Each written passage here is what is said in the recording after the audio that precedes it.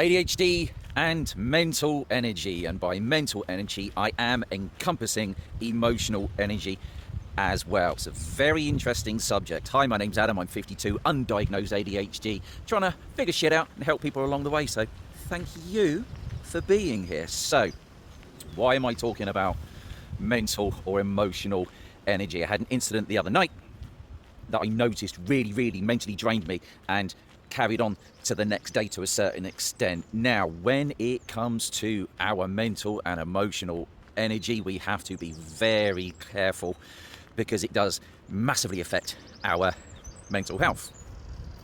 So there are three things that you can do that are very important when it comes to your mental and emotional energy. Number one, take note, and take literal note.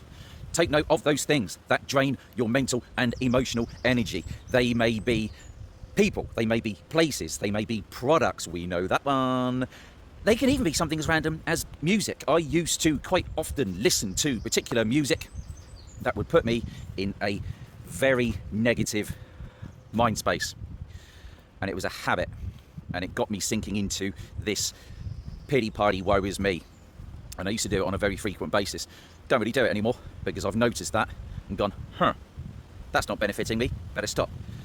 It could be a product. We know those things that we should not be taking that momentarily make us feel better, but in the long term, not really a good idea, are they? They could be people. I have people that I no longer speak to on as regular a basis because the conversations, the way they were, the things they spoke about, the way they spoke, many different things would leave me feeling, just so mentally drained.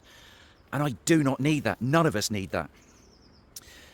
Places very often work, and if it is working, leave me a comment because that is one of the things that absolutely fires me up. And that brings me on to point number two.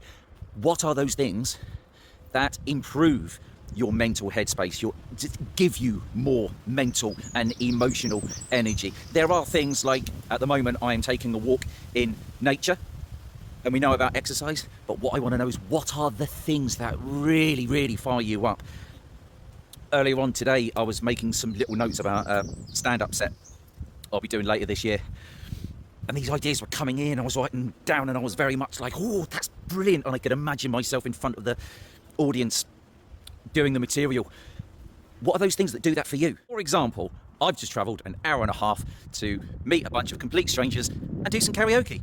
Got to sing about 5 songs and absolutely freaking loved it. That is exactly my point. Find those things that enliven you, that bring you to life, that give you that energy, whatever it is. For me, it is karaoke, it is public speaking, it's stand-up comedy. Going to be doing that soon, keep an eye out. But whatever it is that brings you to life, make a note of those things and do those things as often as you possibly can.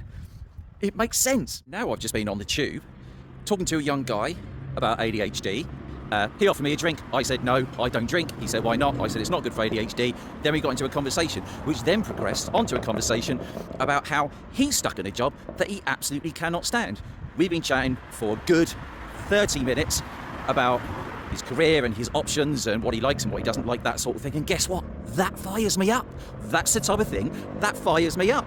I will happily talk to a complete stranger for half an hour, 1 hour, 2 hours about their job and their career and the possibilities that could be awaiting them. That's the type of thing that fires me up. It's another example of something that fires me up.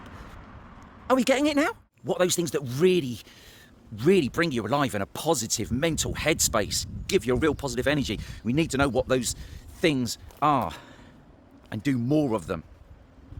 And then number 3 is, when you've got a list of the things that drain your mental energy and put you in a negative headspace, and those things that put you in a positive headspace and improve your mental energy, find a way of balancing them. What can you do to best prepare for those things that drain your mental energy? How can you avoid them? What accommodations can you make?